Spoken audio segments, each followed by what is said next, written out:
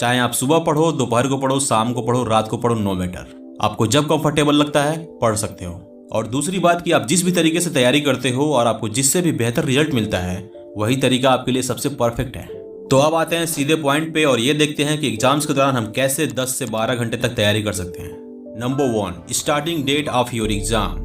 सबसे पहले आप ये देख लो कि अभी से लेकर और आपके एग्जाम शुरू होने तक आपके पास कितना टाइम है। उसके बाद देखो कि आपके सब्जेक्ट कितने हैं। अब हर एक सब्जेक्ट के लिए आप दिन डिसाइड कर लो, जैसे एक सब्जेक्ट के लिए 3 दिन, 4 दिन या फिर 5 दिन। अब जो सब्जेक्ट आपका स्ट्रॉन्ग है या फिर जिसकी तैयारी पहले से है उसके लिए आप दिन कम कर लो, और जिस सब्जेक्ट की तैयारी नहीं है या फिर जिसकी तैयारी कम है उसके लिए दिन अधिक कर लो और उसी के अकॉर्डिंग पढ़ाई करना शुरू करो। Number 2, sleep and wake up timing. मैं सजेस्ट करूंगा कि आप 2 तरीकों से सोया करो। नंबर 1, रात में आप 11 या फिर 12 बजे तक सो जाया करो और सुबह 4 बजे उठ जाया करो। फिर फ्रेश होकर कुछ खाकर या फिर कुछ पीकर पढ़ाई करना शुरू करो। बीच बीच में थोड़ा सा रेस्ट कर लो और फिर पढ़ाई करना शुरू कर दो। और दूसरा, क्योंकि आप रात में लेट से सोए थे और सुबह जल्दी उठे हो तो हो सकता है आपको दिन में नींद आने लगे।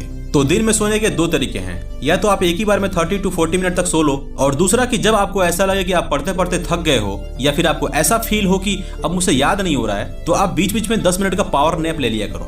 मैं इस तरह से सोने पर इसलिए फोकस कर रहा हूँ क्योंकि जब आप सो के उठते हो ना तो आपका माइंड रीसेट होता है और आप रिफ्रेश फील करते हो और इससे आपकी याद करने की और समझने की क्षमता काफी बढ़ जाती है। Number 3, quite place. अब इसमें कहने की जरूरत तो है नहीं कि आपको ऐसी जगह पढ़ाई करनी चाहिए जहां पर शोर शराबा कम हो ताकि आपका ध्यान डिस्ट्रैक्ट ना हो।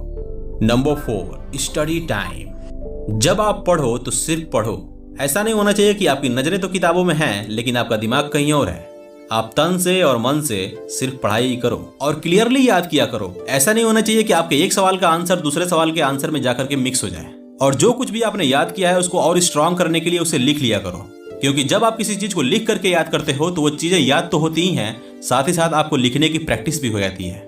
Number 5, distraction. सबसे ज्यादा इंपॉर्टेंट टॉपिक। आज के टाइम में स्टडी के दौरान सबसे ज्यादा डिस्ट्रैक्ट करने वाला चीज है आपका मोबाइल। इसलिए जब भी आप पढ़ो तो अपने मोबाइल को अपने सामने या फिर अपने अगल बगल में मत रखना। सबसे पहले अपने मोबाइल के इंटरनेट को ऑफ करो, उसे अपने आंखों से दूर रखो या फिर उसे किसी दूसरे रूम में रखो या फिर कहीं छुपा दो, और अगर हो सके तो अपने फोन को फ्लाइट मोड में रखा करो। और अगर आप इंटरनेट से भी पढ़ रहे हो तो आपके मोबाइल में सिर्फ वही टॉपिक खुली होनी चाहिए, कुछ और नहीं। अगर आपके फ्रेंड्स कुछ पढ़ने लिखने वाली सामग्री आपके फोन पर भेज रहे हैं तो सिर्फ उसे ही देखो, बिना मतलब का कोई और ऐप नहीं खुलना चाहिए। एग्जाम्स के दौरान कोई भी पोस्ट सोशल मीडिया पर करने से बचो, क्योंकि अगर आपने कोई पोस्ट किया तो जाहिर सी बात है आप जाकर के उसके लाइक्स या फिर कमेंट चेक करोगे, और जब आप उसके लाइक्स या फिर कमेंट्स को चेक कर रहे होगे तो जाहिर सी बात है किसी और पोस्ट को देखने के लिए आप स्क्रॉल करोगे और इसमें आपका बहुत ज्यादा टाइम बर्बाद होगा, जो टाइम आप कभी भी वापस नहीं ला सकते और जिसकी वजह से आपको बहुत अफसोस होगा।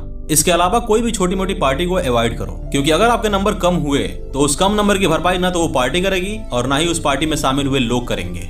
Number 6, relationship. आजकल लगभग हर कोई रिलेशनशिप में है। अगर आप नहीं हो तो कोई बात नहीं, लेकिन अगर आप रिलेशनशिप में हो तो अपने पार्टनर से किसी बात को लेकर के झगड़ा मत करना, और उससे भी ये बात पहले ही बोल देना कि वो भी किसी बात को लेकर के ना लड़े और ना ही किसी बात को लेकर के गुस्सा दिखाए, क्योंकि रिलेशनशिप एक इमोशन से भरी हुई दुनिया होती है और अगर उस दुनिया में हलचल हुई तो इस दुनिया में भी हलचल होगी।